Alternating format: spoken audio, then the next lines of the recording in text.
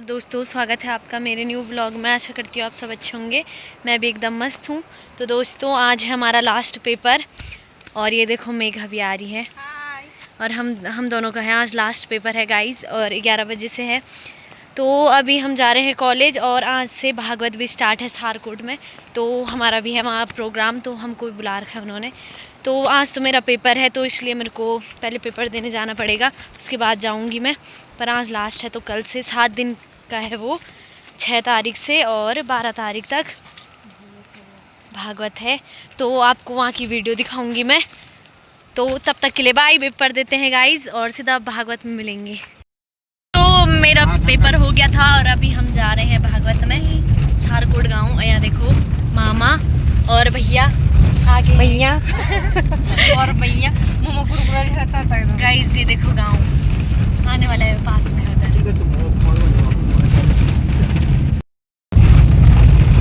मामा कुछ बोलो। दोस्तों अभी हम जा रहे हैं भैया बोलो हम कहाँ जा रहे हैं, आज क्या है हमारा। गाँव में हाँ भागवत कथा के लिए और हम आ रहे थे, आज से पहले ही पहुंच चुके हैं वहाँ। हाँ जी, हम लोग लेट हो गए थे तो अभी हम जा ही रहे हैं। आज भागवत का पहला दिन है। कितने दिन तक चलेगी? 12 तारीख तक। हाँ 12 को विदाई। अच्छा। तो गाइस हम दिखाएंगे आपको भागवत, सुनाएंगे। दोस्तों यहाँ देखो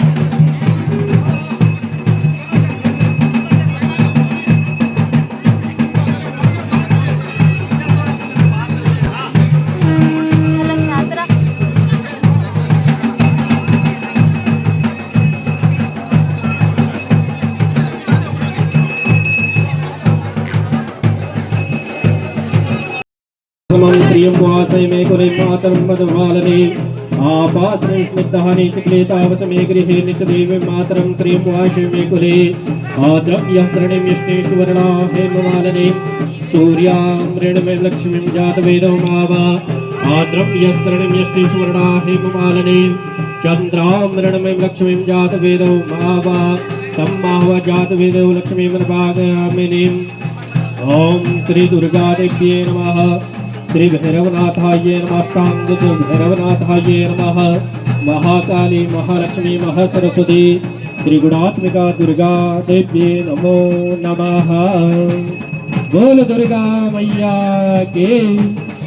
श्रीमद्भागवत महा स्वागतम। देखो भैया जी हमको पहना रहे हैं गमछा।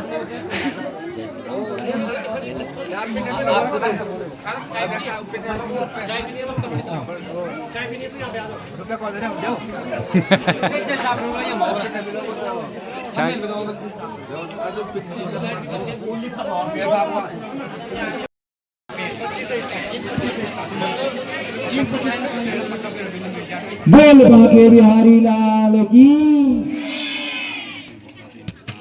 समस्त ग्रामवासियों को आमंत्रित किया जाता है कि कृपया और जितने भी हमारे दूर।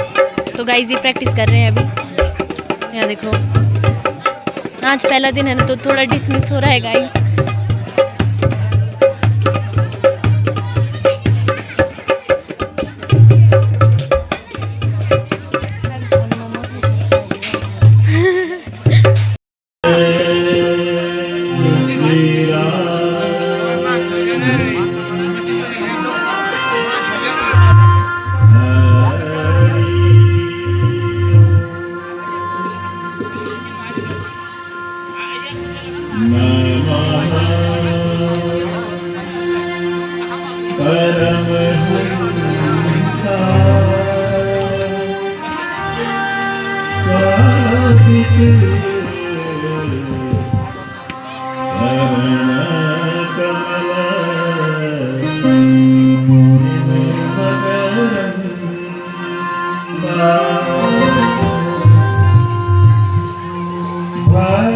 जन मानस निवासाय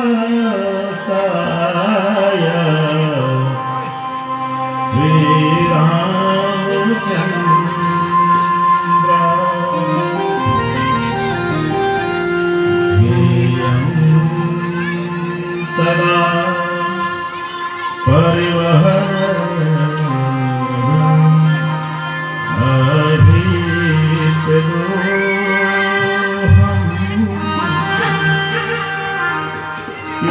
तीर्थास्पदम् शिवगिरिं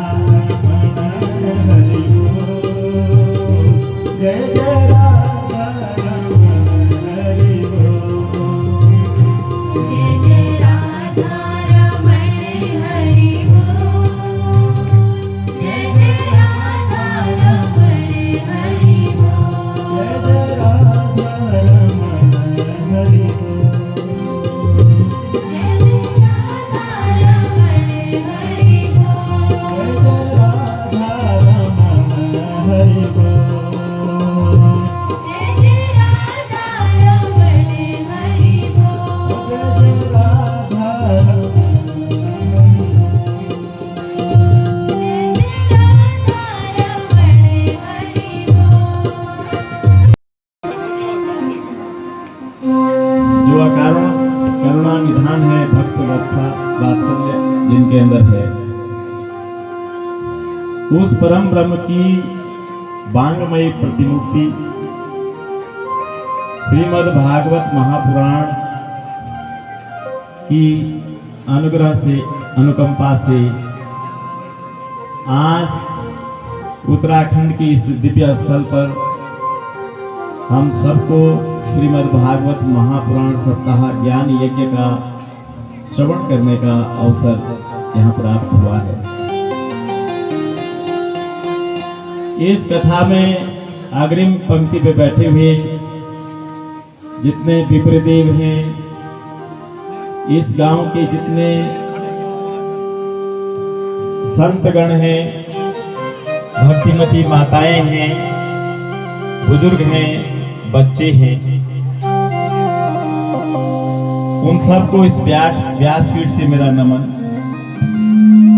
मेरे साथ इस भागवत सप्ताह ज्ञान यज्ञ में सरस्वती के वरद पुत्र हमारे संगत दाता जितने संगतकार हैं, YouTube, फेसबुक और सोशल मीडिया के माध्यम से इस भगवत कथा को दूर दराज जो भी भक्तगण देख रहे हैं, उन सबको मेरी इस व्यासपीठ से कोटि कोटि साधुवाद, उनका आभार।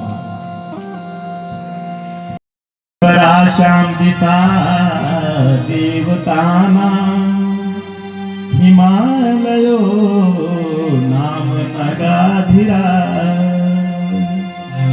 उसमें भी पूरा भारतवर्ष ही हिंदुस्तानी देवताओं के द्वारा निर्मित है, लेकिन जो उत्तरीय क्षेत्र है उत्तराखंड का हिमालय, जहाँ पर्वतराज हिमालय विराजमान रहते हैं, वो भूभाग तो स्वयं देवताओं के निवास का स्थल है।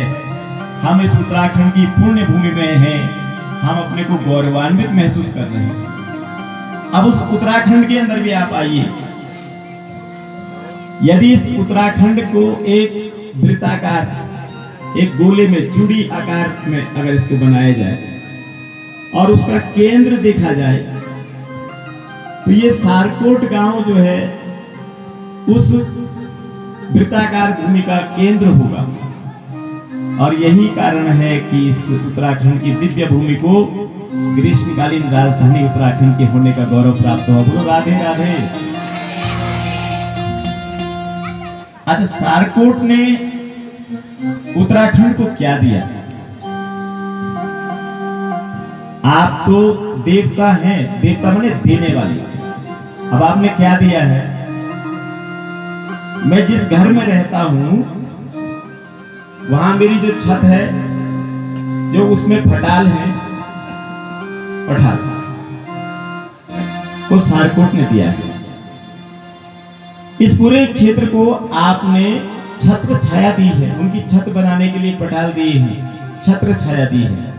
संपूर्ण गैरसैंण विकासखंड उत्तराखंड की छत्र छाया, आप सारकोट की छत्र छाया में जीता है। और यही कारण है कि आप सब देव तुल्य हैं, देने वाले हैं।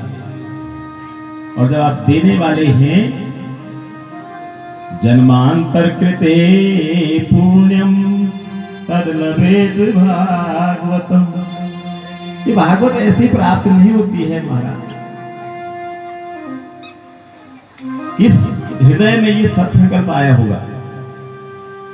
ये कई कल्प कल्पांतरों का, युग युगांतरों का पुण्य अर्जित होकर के, हरि प्रेरित, ईश्वर के द्वारा प्रेरित होकर के किसी हृदय में एक बात आई होगी कि चलिए इस बार इस गांव में एक ज्ञान गंगा बहाते हैं।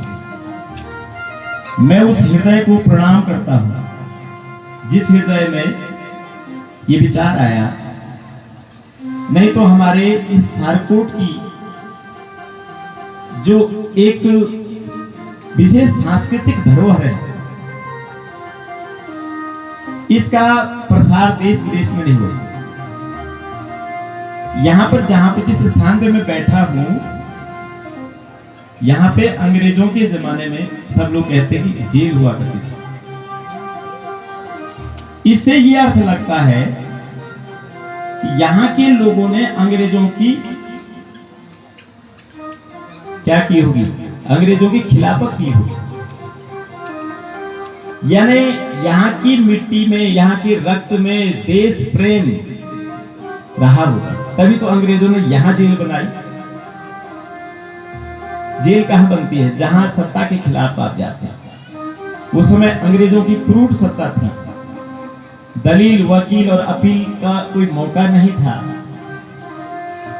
निर्दोष लोगों को यहाँ ला करके, हिंदुस्तानियों को, जो देश की बात करता था, उसको मार देते थे। और जब ये वार्ता हुई, प्रधान जी ने मुझसे कहा कि उन सभी को, उत्तराखंड के उन सभी शहीदों को समर्पित ये भागवत को कराना चाहते हैं। तो भागवत के प्रकरण में आप पढ़ेंगे कि ये पितृमुक्तिदायिनी ग्रंथ है, इसकी अद्भुत महिमा है। आइए आज पहले दिन हम इस भागवत कथा का महात्म्य को श्रवण करते हैं। प्रश्न और है कि ठीक है, कथा चल रही थी तो देवताओं ने आके क्यों नहीं इस कथा सुन ली? कथा ये, देवता ये नहीं चाहते थे कि हम साधारण मनुष्यों के साथ बैठ के कथा क्यों सुने। हमारा वीआईपी कोटा है, हम देवता हैं। कथा स्थल पर कोई आदमी अगर दासत्व भाव से कथा सुनेगा, देवत्व भाव से नहीं सुन सकते कथा।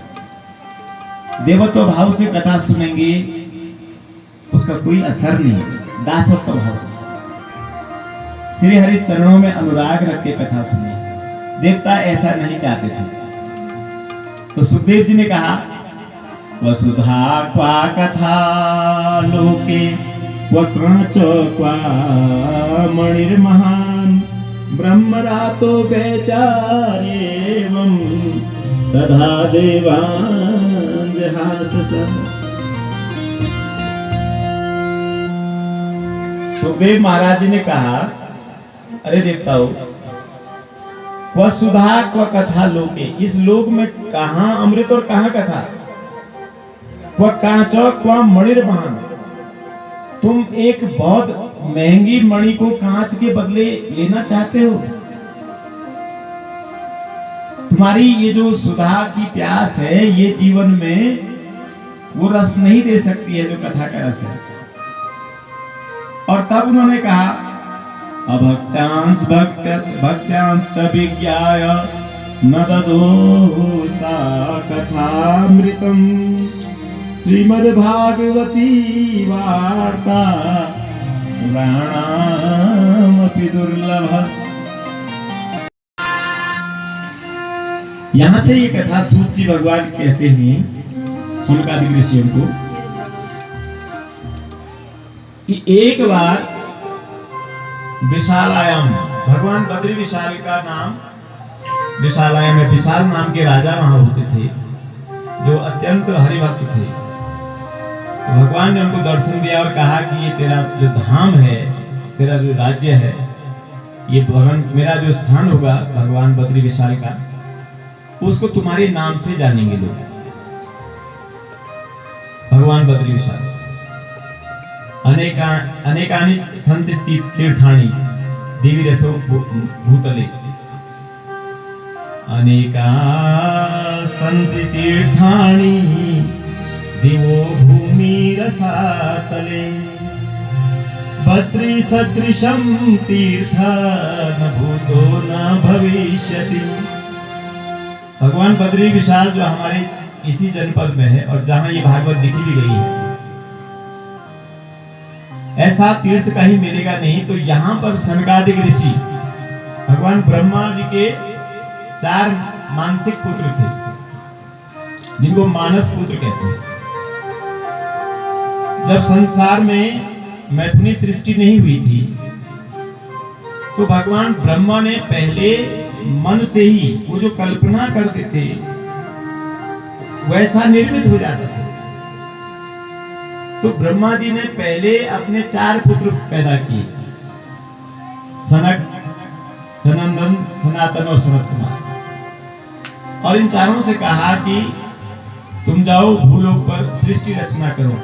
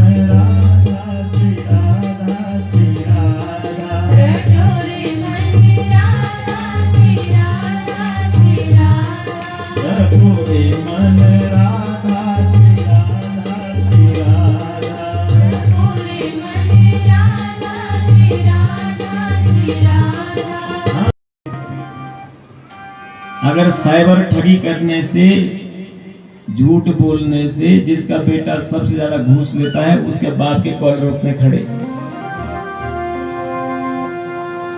जबकि ये उस जीवन में ये उसके लिए अफसोस का विषय होना चाहिए था। जिसका बेटा ईमानदार, वो जो बेचारा झुक के चल रहा है। ये कलयुग के और क्या क्या लक्षण बताए हैं? तरुणी प्रभुता गे हे शालको बुद्धिदायक। ग्रस्तों की स्थिति क्या हो गई है? तरुणी, तरुणी माने जवान जो बहू है घर में। तरुणी प्रभुता गे हे जवान बहू घर की मालकिन बन गई है, बूढ़े सास ससुर किनारे हैं, और शालको बुद्धिदायक, और घर परिवार को बुद्धि कौन दे रहा है? शाले साहब। कलयुग के लक्षण बताए कि कलयुग में इतने विकार उत्पन्न हो गए हैं, इसलिए मेरा मुख मिथ्यारंभ दंबरत जोई, ताकहु संत कहूँ सब कोई। मिथ्यारंभ दंबरत जोई, ताकहु संत कहूँ सब कोई। जो सयान जो पर धनहारी, जो कर दम्भ सो बड़ आचारी। ये करही संत दर्श जिमि पातक करही।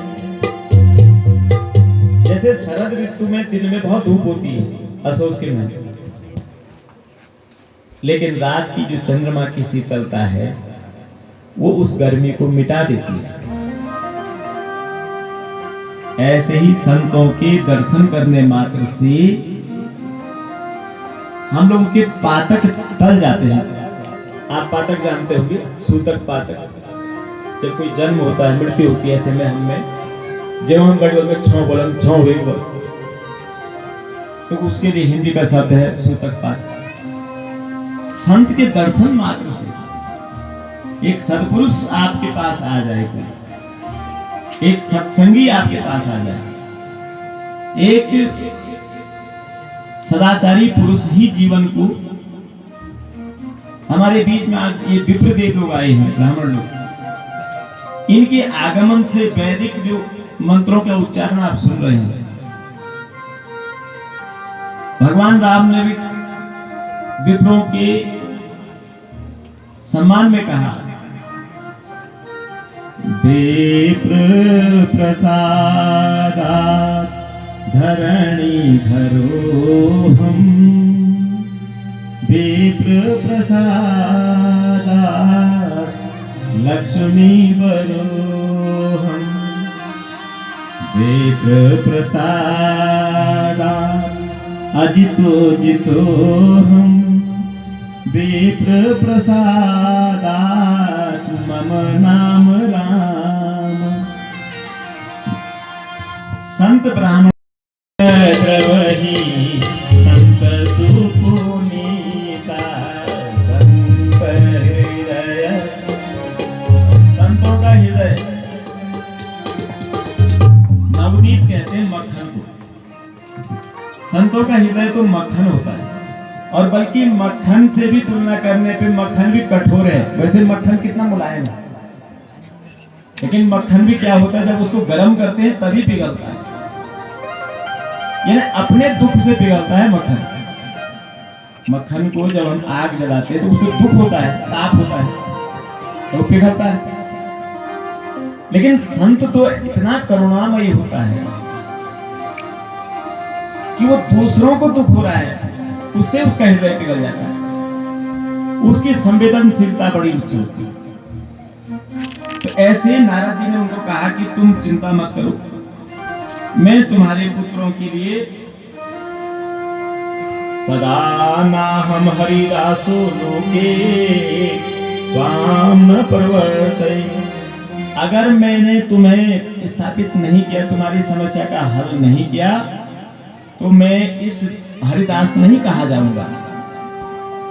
मुझे दुनिया में कोई भी ईश्वर भक्त न कहे, यदि भक्ति मैंने तुम्हारे बच्चों को जवान नहीं किया। और ऐसा कह के क्या करने लगे हो, मुखम संयोज्य करनांते शब्द मुच्चे समुच्चरन, ज्ञानम प्रभुता प्रबुद्धताम शीघ्र वैराग्य प्रबुद्धताम। सारे वेद गीता उनके कानों में उच्चारित करने लगे, क्योंकि ऐसा विश्वास था नारद जी का कि वेद और पुराण, वेद और गीता, इनके समुच्चारण से शायद ज्ञान और वैराग्य जवान हो जाएंगे। लेकिन ऐसा नहीं हुआ। वेद वेदांत घोषिष्ठ गीतर पाठे मुहुर्मुहुः, बार बार उन्होंने गीता का पाठ किया, उपदेश दिया ज्ञान को, वैराग्य को, लेकिन वो जवान नहीं हो पाए। तब क्या हुआ? व्योम वाणी तदा भूमा ऋषिखेद्यतामिति उद्यमं सफलते अस्त्यं भविष्यति न संशय। भविष्यवाणी ये हुई व्योम वाणी की तुम्हारा ये प्रयत्न, जो प्रयास तुम कर रहे हो नारद, ये जरूर सफल होगा, लेकिन तुम्हें सत्कर्म करना होगा। अब ये नया प्रश्न उठ गया कि सत्कर्म क्या है? क्या गीता का पाठ करना, क्या वेद पढ़ना सत्कर्म नहीं है? तो उन्होंने आश्चर्य हुआ, उन्होंने पूछा और संतों से कि भाई सत्कर्म क्या है? असाध्यम केचन प्रोचुर दुर्गेयमिति चातरे मुकी भूता सदा अन्ये न कियतस्तु पलायिता। अब नारद जैसे विद्वान देवऋषि किसी आम आदमी को पूछेगा तो जवाब देने की हिम्मत किसकी थी? सबने कहा, किसी ने कहा भाई मुझे पता नहीं है, किसी और से पूछो। किसी ने कहा मैं हमने मौन व्रत रखा है, बता तो सकते थे, लिख के दिया कि हमने मौन व्रत रखा है। कोई वहां से भाग गया, कोई बताया नहीं किसी ने। और इसलिए उसी प्रश्न को लेकर के नारद जी गए हैं सनकादिक ऋषियों के पास। सदा वैकुंठ निलया हरि कीर्तनम तत्परा लीलामृत रसोन्मत्ता कथा मात्रेक जीवनम। और 7 दिनों की ये कथा है, और एक दिन में एक चक्र हमारा खुलता है। और जैसे संपूर्ण जब सप्ताह ज्ञान यज्ञ समाप्त होता है तो वैसे वैसे हमारा जीवन भी मुक्त होता है। तो धुंधकारी ने, जो बहुत दुखी था, उसने कहा कि अहम भ्राता त्वदेव अस्मि धुंधकारी नामतः स्वकीयेनैव दोषेण ब्रह्मत्व नाशितम मया। मैं अपने कर्मों के कारण प्रेत योनि में गया हूं। मैंने बड़े कुकर्म किए, गया श्राद्ध सेति नापि मुक्ति न भविष्यति। गया में श्राद्ध किया, फिर भी मुक्ति नहीं हुई।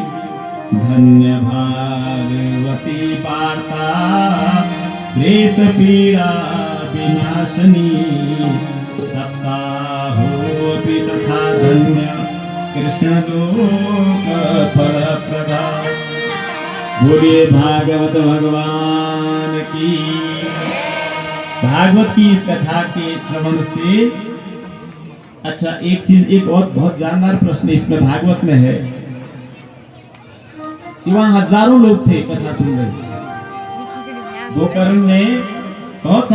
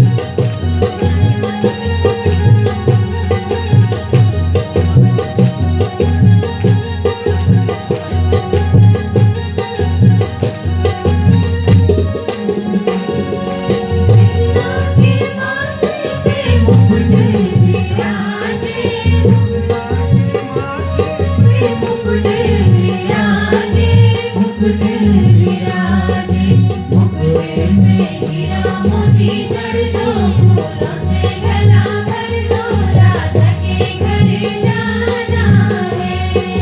कृष्णा खड़े मधुवन में, हंसे मन मन में, राधा के घर जाना है।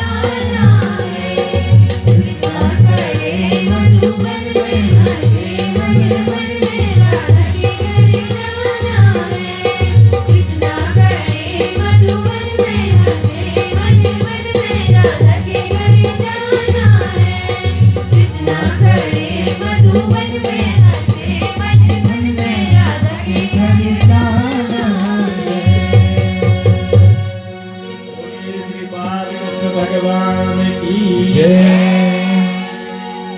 इस तरह से जो पहले दिवस का की कथा प्रसंग थे, इसमें भक्ति माता के दोनों ही पुत्र ज्ञान और वैराग्य जवान हो जाते हैं। और दोस्तों हम फाइनली घर को जाने लग गए हैं और हमारी पहली दिन की भागवत हो चुकी है।